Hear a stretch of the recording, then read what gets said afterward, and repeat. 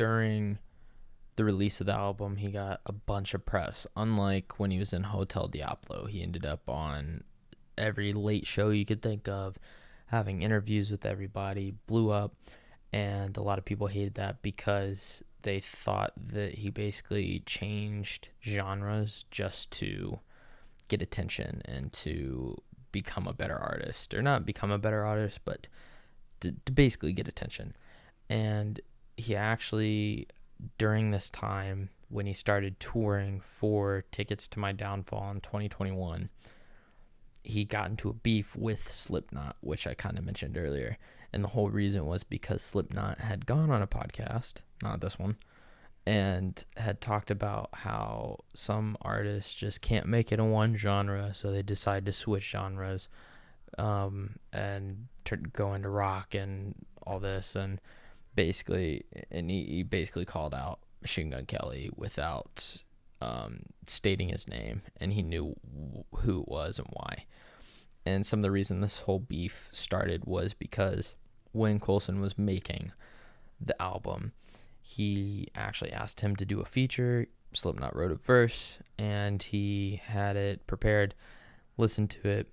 Colson didn't like it, and he ended up deciding, well, he didn't decide. He asked him to change it to fit the music better for what he was going for with the song. Slipknot declined, so Colson decided not to put it in. And that's kind of where the beef stemmed from. And from there, during a festival in Kentucky where they both were located, Colson, Machine Gun Kelly, got bottles and tree branches and all sorts of stuff tossed at him, and people were hating on him, and so he actually called Slipknot out during the festival. And sadly, it was at this point where they were going through all these festivals that he got so much hate. And one of the things that made Colson not understand where this was coming from was he was like, I've always had some sort of attachment to rock. And he talks about how he had a heavy metal band and his opening song for his first album, I believe.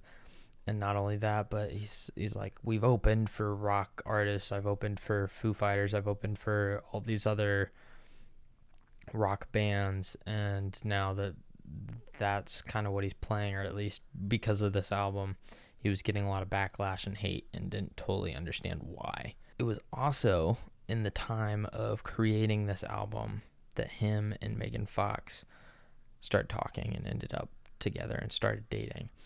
And I would say overall, their relationship, for what I could see, has definitely been a net positive, and she's definitely helped him move towards a better, because it provided an anchor for him to lean on when he had to deal with anxiety or depression. She was there to kind of help him. And now they're married and expecting a child as of I think 3 or 4 weeks ago. So it's pretty crazy that a lot of this stuff has happened in 2 years. And even in the documentary, he talks about how, or I don't even know if he actually says it, but this documentary is practically a journal over the past 2.5, 3 years of his life, because of everything that's happened and all the attention he's gotten and how well his albums have done. His newest album, Mainstream Sellout, released March of 2022 and hit hit number 1 on Billboard charts. And in that time, this was the first time in his career that people around him had actually said he had focused on the numbers.